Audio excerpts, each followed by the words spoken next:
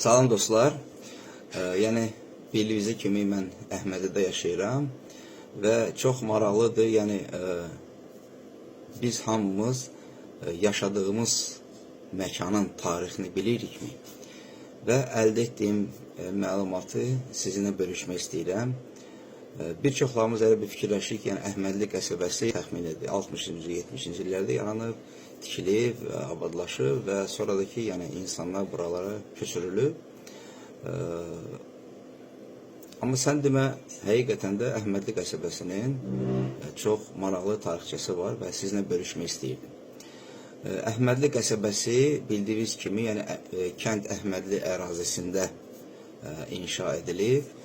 Qədim Bakı ətrafı 32 kənddən biridir.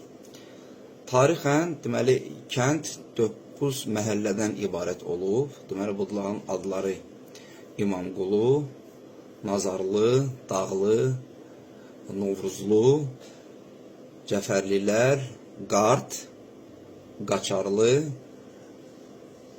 Dağarlı və Həsənalı. Deməli, qədim Əhmədli kəndinin tarixi 3 mərhələyə ayrılır və tarixi mənbələrə görə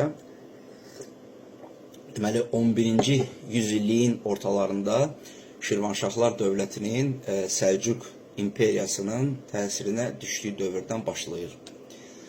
Deməli, Səlcuq sultanı Toğrul bəyin hakimiyyət zamanı Azərbaycan ərazisində məskunlaşmağa başlayan Səlcuq tayfalarından bəziləri məhsuldar torpaqlar axtarışında Abşeron yarımadası gəlib çıxıblar və eləcə də indiki Əhmədli kənd ərazisində gəlib çıxırlar.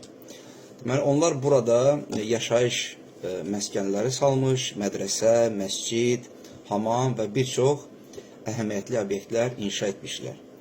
Deməli, bu dövrdə kəndin necə adlandırması bəlli deyil. Deməli, ikinci mərhələ 16-cı əsrin əvvəllərinə adiyyəti var. Deməli, o vaxtı Azərbaycanda Səfəvi hakimiyyətin yayılmasının dövrünə başlayır. Deməli, məşhur Qızılbaş tayfalarından olan Qacarlardan Əhməd bəy və Məhmud bəy adlı 2 nəfər maldar qardaş olur və öz tayfaları ilə bir yerdə qış otlaqları tapmaq məqsədi ilə bu yerlərə gəlib çıxır və burada məskunlaşır. Əhalisinin böyük qismi Oğuz türklərin, Bayat boyunun, Qacar tayfalarına mənsubdur. Deməli, tezliklə kənd əhalisi arasında böyük hörmət və üstünlük qazanan Qacar tayfa başçısı böyük qardaş Əhməd şərəfinə Əhmədli başlayır adlandırmağa və həmin dövrdən Əhmədli adı və məhz bu qardaşın adı ilə bağlıdır. Bax, bildiniz ki, deməli, Əhmədli adı hardan yaranıb. Burada Əhmədlidə çox bir maraqlı bir məscid var. Minarəsi olmayan bir məsciddir. Hansı ki, 1904-cü ildə tikilib. Və hazırda Bakıda 2 yerdə minarəsiz məscid var. Onların biri Əhmədli, digər isə Keşlə kəndindədir. Deməli, məscidin də maraqlı tikilmə bir tarixi olub sən demə.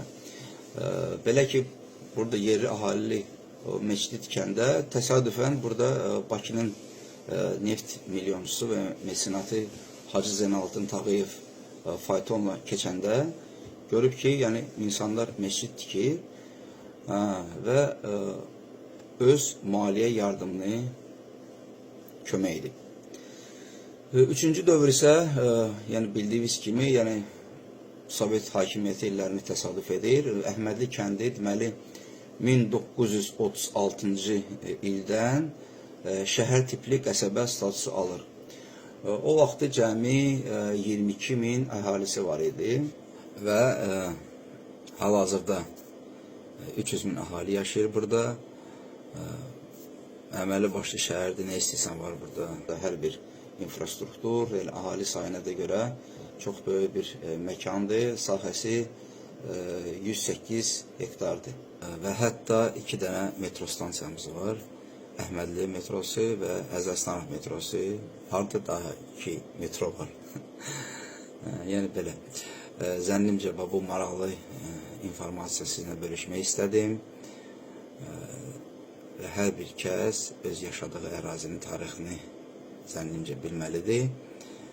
Təşəkkür edirəm sizə. Eşq olsun Əhmədlidə yaşayanlara.